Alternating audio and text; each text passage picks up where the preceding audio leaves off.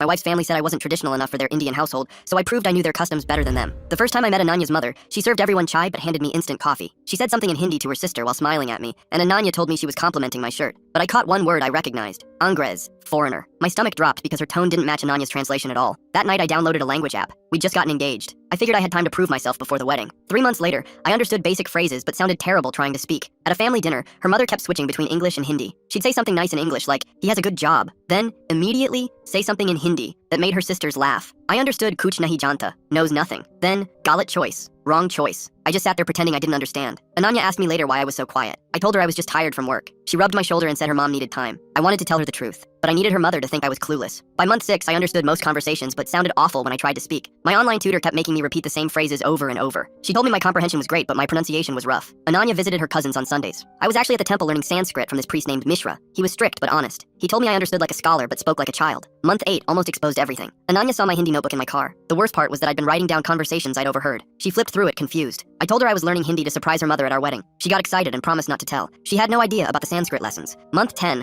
her mother started switching to Hindi whenever I walked in the room. She'd wave and say it was family talk. But she was getting meaner. She told her sister Americans only knew India from movies. Her sister actually defended me, but her mother just shrugged and said it wasn't like I could understand anyway. By month 12, I understood everything but never let on. A big festival was brutal. Her cousins came from Delhi, and her mother went all out. She said Ananya should have chosen someone who understood their culture. Then she actually invited her friend's son Vikram to dinner and mentioned he was a doctor. Vikram was smooth and spent the whole night leading prayers in Hindi. Ananya looked uncomfortable and kept making excuses to leave, but her mother kept praising Vikram. Month 14 nearly broke me. During festival prep, her mother would explain rituals, saying they were for real Indians only. I watched her skip half the prayers and take shortcuts her own mother never would have taken. That night I studied until dawn. I'd been learning the original ceremonies from Mishra's old books, the way their specific region did things before everyone simplified them. 3 weeks before Diwali, Mishra mentioned his grandfather used to work at her family's temple years ago. He said most families had forgotten the old ways. That's when I knew I had the perfect plan. At the Diwali party, her mother announced she'd do all the prayers the proper way since Americans couldn't understand them. 40 relatives heard her say it. Diwali night arrived and her mother was setting up with store-bought supplies. I asked if I could help with one small prayer. She smirked, waiting for me to fail. People were already gathering, probably expecting entertainment. I started arranging the oil lamps in the ancient pattern from their specific region that nobody had done for generations. As I worked, I chanted in Sanskrit the original prayers for wealth and prosperity, not the shortened modern ones. I explained in Hindi how their village used to do this ceremony before people moved to cities. I described the exact way to prepare everything using methods from their hometown. Her mother's face went completely white. The room went silent. Her grandmother stood up crying, saying her mother used to do exactly this but never taught anyone. Her uncle started recording and said, I knew more than her mother. After the prayers, I performed the forgotten ritual their merchant families used to do for their businesses, explaining why their family did it differently than others. Everyone was amazed by prayers they'd only heard pieces of. Her mother just stood there frozen, still holding her store-bought items. At dinner, she didn't say a word while I served food the traditional way. Ananya told her I'd been studying for 20 months, since the day she served me instant coffee. Later, she cornered me and asked how I knew all that.